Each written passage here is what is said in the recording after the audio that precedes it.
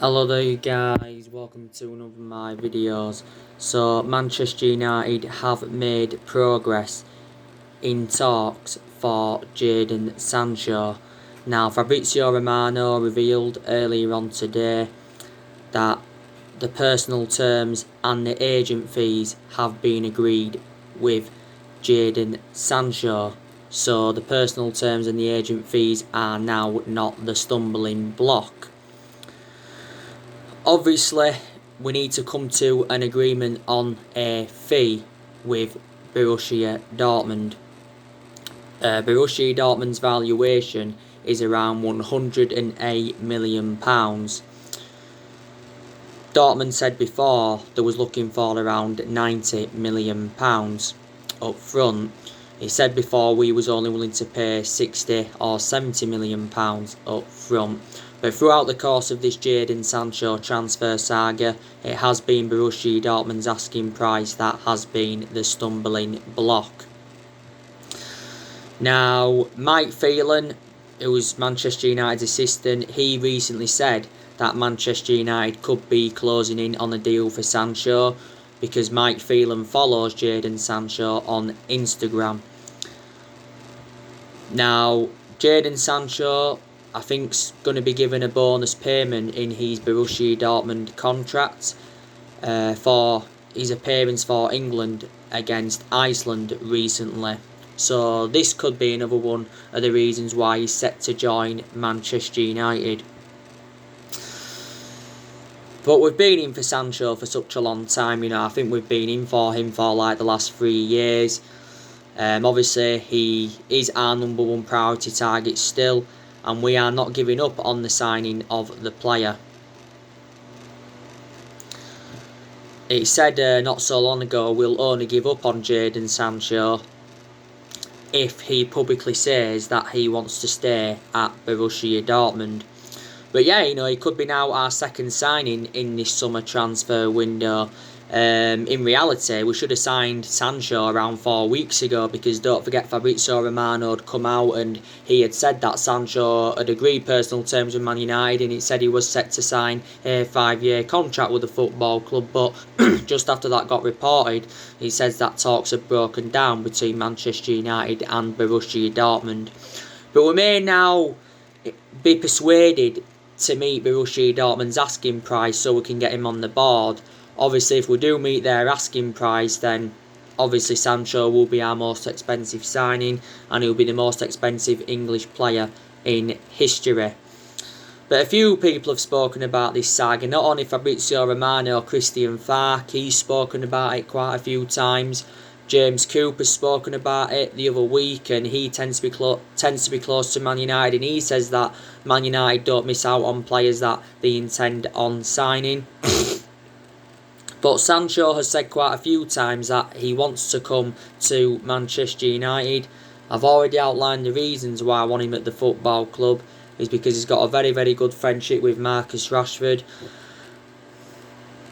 He's predominantly a right winger and Manchester United are in search for the right winger and he is only very, very young. He's only the age of 20.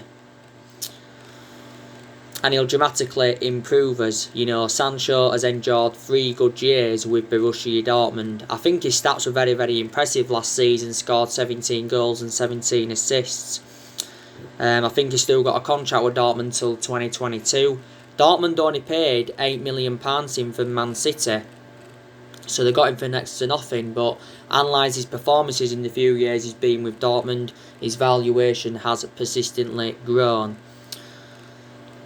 The main explanation why he left Manchester City is because he did not get assured any first team opportunities. Obviously before he was at City he was at Watford. He began his footballing career at Watford. But it'd be good from a Manchester City perspective if Sancho sold in this summer transfer window because they do get around 15% of the transfer fee. But quite a few weeks ago, Sancho to Manchester United did really look dead in the water because obviously it said we'd abandoned our chase for the player until the summer of 2021. Borussia Dortmund were saying that they are convinced as well that Sancho's going to stay with them for at least one more season. Dortmund did set out the deadline, didn't they? They said we had until the 10th of August to sign the player. We missed out on that deadline, so Sancho decided to go out on pre-season. He will be Manchester United's next number 7. Obviously, we have got number 7 vacant at the moment, but we have had a lot of good number 7s up and down the generations. For a while now, we've been looking at a lot of alternatives because there is much cheaper solutions than Sancho. But Solskjaer did recently reveal that he is angry over the Jadon Sancho deal, and he's obviously urged Ed Woodward to get a deal finalised, and he's told Ed Woodward to fix it, because it has been a long-running transfer saga as this. And I'm actually not surprised that we have not yet got him on the board. I think now we're the only club that's in for him, because obviously Liverpool are no longer in for him. I don't think Chelsea are in for him.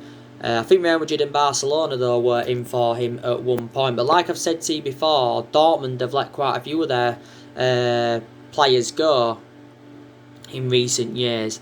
They let the likes of Pierre-Emerick Aubameyang go, they let Ilkay Gundogan go, they let Mkhitaryan go, they let Shinji Kagawa go.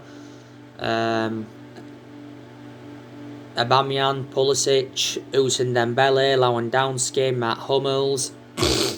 So they've let quite a few big names go. But I definitely think that Sancho would exceed expectations in the Premier League. I don't think he's worth what Dortmund are demanding. I think he's probably worth in between 70 to 80 million pounds. But we've just basically got to meet Borussia Dortmund's asking price.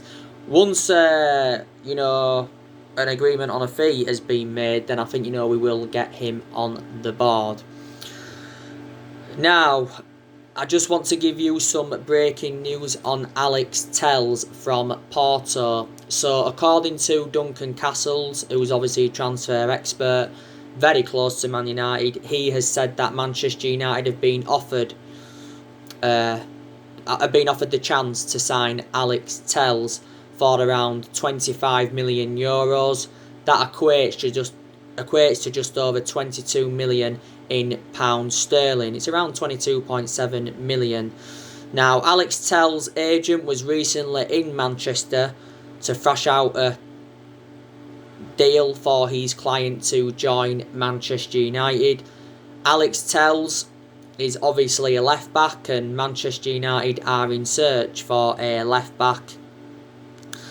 Obviously, we've got two predominant left-backs in the team at the moment, and that's obviously Luke Shaw, who's our first-choice left-back, and Brandon Williams, who's our backup left-back.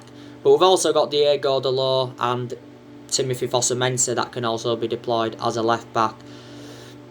Alex Telles has been at Porto for quite a few years now. I think he's been there since 2016.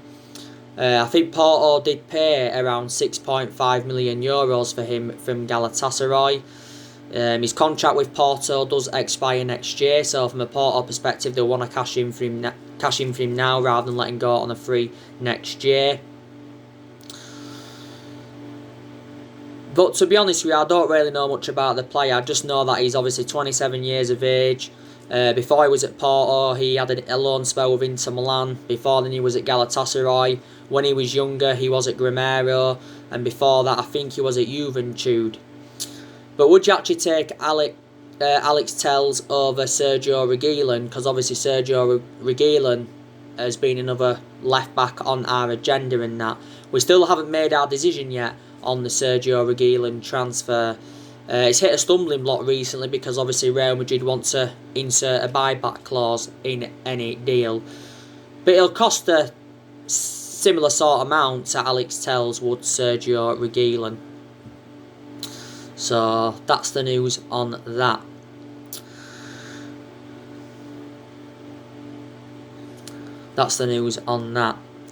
But like I've said to you, Manchester United desperately need more signings in this summer transfer window. Now, there's something else I want to give you an update on. Manchester United have dropped plans to sign 3 strikers. So we're now not looking to buy a backup to Anthony Martial, because I think, Solskjaer has got a lot of trustworthy in Anthony Martial. Martial had a very, very good season last season under Solskjaer, did very, very well in his debut season under Louis van Gaal. So he's had 2 good seasons. Martial has enjoyed 5 years with the football club. Paid around £36 million for him from Monaco, and he's very, very effective in that central position. But we have been looking for the striker for a while. There's been a few strikers on our agenda. Obviously, we've been in for Harry Kane before. We've been in for Raul Jimenez from Wolves. Don't forget we went in for Erling Haaland. And like I said, it was a shame that we missed out on Erling Haaland, because he would have been an Ole Gunnar Solskjaer type signing. We probably don't really need a striker, to be quite honest with you. Obviously, we've got other players around Martial as well. We've got Rashford on that left-hand side. We've obviously got Mason Greenwood on that right-hand side. Obviously we brought Odion Ighalo in on deadline day in January. He was our top goal scorer in the FA Cup last season. I think it was just after lockdown we extended Odion Ighalo's loan until January 2021. I don't know if we're going to get Odion Ighalo permanently, to be honest with you. I don't know. But yeah, we scrapped the plans now of signing a striker.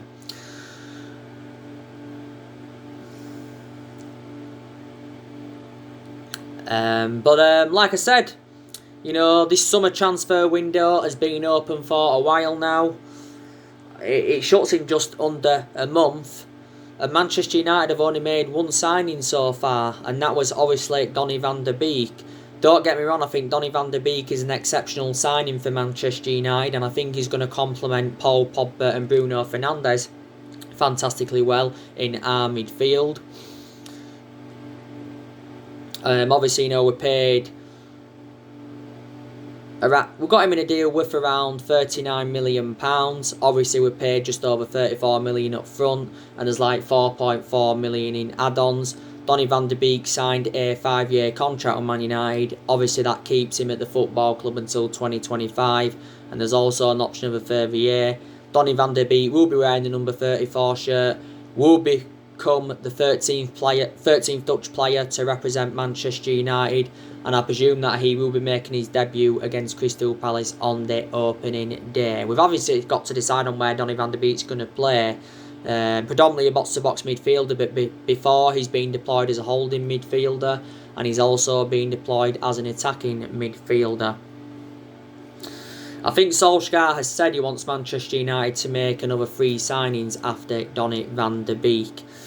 But Solskjaer, recently said that, he was frustrated with Ed Woodward, obviously over the lack of transfer business.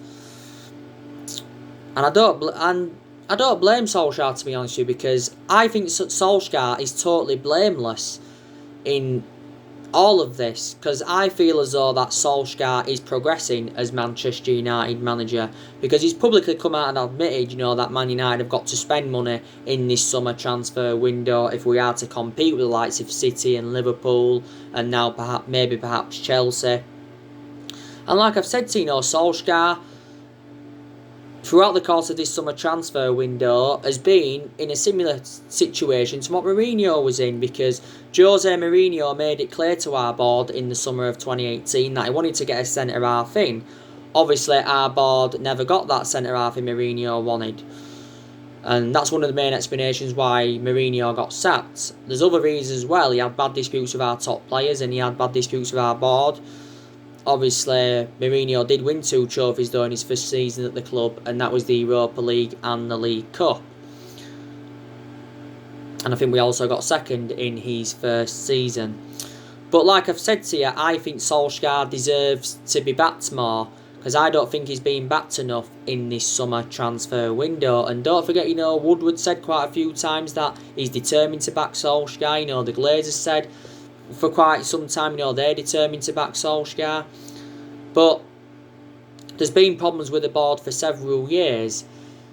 Obviously, there's main explanations behind it. Obviously, reflect on how poor our recruitment policy's been.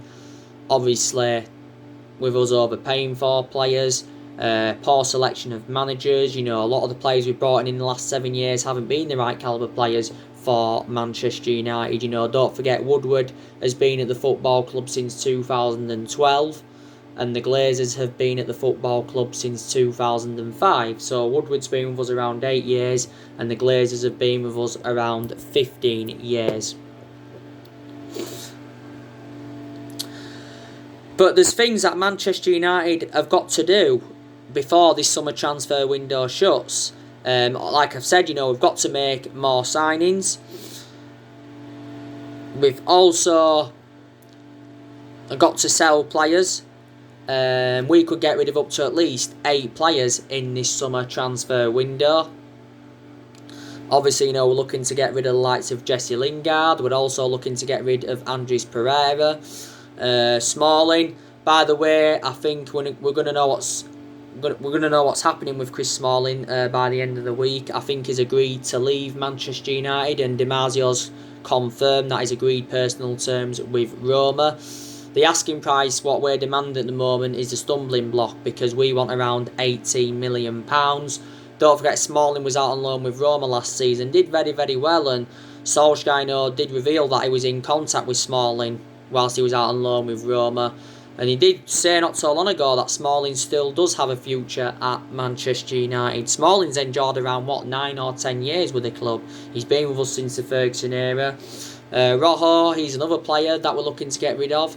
Maybe there's a possibility chance now, though, Rojo could stay, because Solskjaer was recently given a dilemma with Rojo, because Rojo recently did a double training session and Solskjaer said he was very, very impressed with it. Last season, Rojo was out on loan with Estudiantes. There's no point Rojo being here anyway because he won't get in the team. You know, I think we got Rojo in 2014 from Sporting Lisbon for around £16 million. He's enjoyed a good 4.5-5 years at the club. Or is it longer? Diego Dalot, he's another player Manchester United looking to get rid of. Phil Jones, he's another player we're looking to get rid of. Don't forget Sergio Romero is open to leaving the football club. I give you the news on him earlier on. Because obviously now with Dean Henderson being back, Sergio Romero is our third choice goalkeeper, and obviously he won't want to stay at Man United if he is third choice goalkeeper. Marca in Argentina recently said that a fee has been agreed between Man United and Villa for Romero. I think it's around £8 million fee or something like that. Chelsea obviously looking to get Romero because they want a replacement for Kepa Arrizabalaga. Leeds, West Ham and Everton have also been in for Romero. Romero's just got under a year left on his Man United contract, but the club do have an option to extend it for a further year. Romero's enjoyed 5 years at the club. Like I said, we got him on a fee from San Pandora back in 2015. But we sell players in this summer transfer window will generate money, and obviously it will help us with our rebuilding process. You know, like I said, there's still key areas where Man United are lacking. Like I said, we need a centre-half in. It'd be beneficial if we get a left-back in. And we also need a right winger in. I think also too, Solskjaer's got a goalkeeping decision to make. And I think, he needs to put Dean Henderson as number 1 this season. Because I think Dean Henderson is now reliable enough to become our number 1 goalkeeper. Because Dean Henderson has now got that experience behind him because he recently enjoyed 2 successful loans with Sheffield United. And he was Sheffield United's player of the season. Also had other loan spells with Stockport, Grimsby and Shrewsbury, did Dean Henderson. He's been at United since the age of 14, so he has been part of the club for several years. Dean Henderson recently threatened to leave Manchester United if he isn't sure to be number 1 this season. It's De Gea. He's been our number 1 goalkeeper for several years, but I just think now he is too much of a liability, is De Gea. He really, really is. And this season is going to be David De Gea's 10th season at Manchester United. I think we've also got to get Paul Pogba a new long-term contract at the football club. So obviously it ends the uncertainty over his future, because Paul Pogba has had a long-running transfer saga at Manchester United. It did recently say that Pogba is refusing to sign a new contract with the football club because he's waiting for his former club Juventus to make an offer in January. He could still. There's still a slight chance Pogba could leave, but I don't see it happening. I think he will remain with Man United for at least this season. Pogba's agent Mini Raiola said a few weeks ago that Pogba will stay at Man United, and it said he will hold talks over a new contract. A few weeks before the end of last season, it said that Pogba was close to signing a 5-year contract with Man United. As it stands at the moment, Pogba's just got under a year left on his contract, but the club do have an option to extend it for a further year. As it stands at the moment, Pogba's our most expensive signing. We paid £89 million for him. But towards the end of last season, I thought Pogba was exceptional. His combination with Bruno Fernandes was very, very good. In some of our Europa League games he did well, but for the vast majority of last season didn't really have a perception on Pogba because he was out with that ankle injury. He sustained a few injuries as a Man United player. So there's few things that Manchester United have, got to do.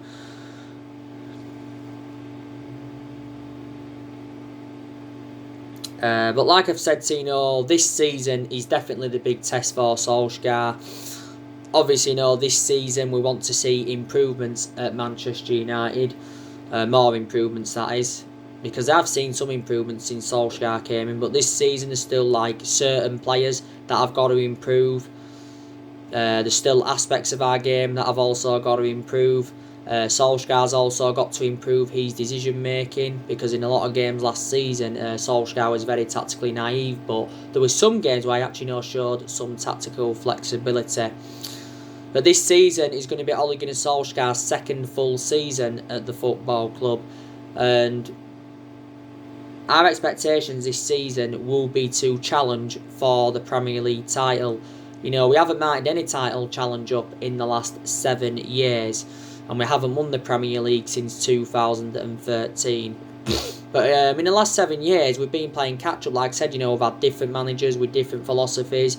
3 managers have been sacked since the Ferguson era, and that was David Moyes, Louis van Gaal and Jose Mourinho. We spent nearly £1 billion on players in the last 7 years, including, what we have spent so far under Ole Gunnar Solskjaer. And I think another one of the expectations this season will be to win a trophy, because we've not yet won out in terms of silverware under Solskjaer, and Solskjaer's been at the football club now over a year and a half. We haven't won a major honour for over 3 years, and I think this is the first time this has happened in over 30 years. But it's very, very imperative that we do have a strong start to this season. Obviously, it's Crystal Palace on the opening day. Obviously, after that, it's Brighton. So we should win our first 2 games. But like I said, within our first 7 games, we have got Arsenal, Tottenham, Chelsea, and also to Everton. And they're all going to be very, very difficult games. Last season was obviously Ole Gunnar Solskjaer's first full season at the club. And to be honest with you, did quite well. He didn't exceed all of his expectations, but he exceeded most of his expectations. Obviously got us to 3 semi-finals, got us qualification for the Champions League, and also got us 3rd place. But obviously he didn't exceed the expectation of winning silverware, because, we was expected to win some silverware last season. But like I've said, I've seen improvements under the Solskjaer era. I really, really have. Like I said, our recruitment's really, really improved under him. Because so far, you can say more or less Solskjaer's got all the players that I wanted to bring in. We've missed out on a few players, but obviously last summer Solskjaer brought Daniel James and Wan-Bissaka and Harry Maguire in. In January, he brought Bruno Fernandes in. Obviously brought a Galloway on loan. And recently brought Donny van de Beek in. And he's also brought a few academy players in to the football club. Don't forget as well, we are unbeaten in the league since January. We are unbeaten in our last 14 league games. So I have really, really seen improvements at Manchester United. I really, really have. But I don't know if Ole Gunnar Solskjaer is the foreseeable future for Manchester United. I think this season will tell if he is the right man. Like I said, it is a transition period for Man United, and it has been a transition period for a while. Solskjaer, obviously, he's still inheriting, and when he first came in, he was inheriting a squad worth £700 million. That's disregarding, what he spent, But the vast majority of his team is actually Jose Mourinho's. Still a few players either from the Van Gaal era. Still one player from the Moyes era. Still a few players either from the Alex Ferguson era. So he's still in the process of rebuilding. I'll give you my perception on Solskjaer after the first 10 games of this season. If things are to go wrong this season, then maybe he could be back under pressure. If things are to go right throughout the course of this season, then we might start to believe he's a foreseeable future, and we may even hold talks over extending his contract. Obviously, as it stands at the moment, Solskjaer's just got under 2 years left, I think, on his current deal at Manchester United. I think this season as well, Solskjaer will go a lot with that 4-2-3-1 formation. He went a lot with that formation last season. I think in some of the big games, though, Solskjaer decided to go with 3 at the back, didn't he? Shouldn't we have a fully fit squad for the game against Palace? If we have, then obviously Solskjaer will go with his best 11. But I'm hopeful that we can make at least another signing before we kick off against Crystal Palace. We do play Crystal Palace on the 19th of September. But like I've said to you, it's going to be hard for any manager at Manchester United to replicate Ferguson's legacy or to last as long as Alex Ferguson did. Like I said, Ferguson endured 20 odd years at the football club, won a total of 38 major honours, including 13 Premier League titles, so we are the most successful team in Premier League history at the moment. But Ferguson didn't settle in straight away, because don't forget, he didn't win out in his first 4 years at the football club, and he was on the verge of getting the sack. Good job he didn't get the sack, because obviously Man United wouldn't have had any success at all. We've been inconsistent, mainly disregarding Ferguson. We was even very inconsistent under Ron Atkinson before Ferguson. Weren't that good under Wolf McGuinness. He enjoyed like 18 months at the club, only managed to recruit 1 player. Obviously weren't good under Franco Farrell, got relegated under him back in 1974, which is 40 odd years ago now. But Manchester United, one of the biggest clubs in the world, always will be. In a static stadium, fantastic history behind us. In the entirety of our history, we have won a total of 45 trophies. But if things were to go wrong at the start of this season, I won't be on Solskjaer's back, because, like I said, he needs more time at the football club, and he needs at least a few more transfer windows. Obviously, this one is his 4th.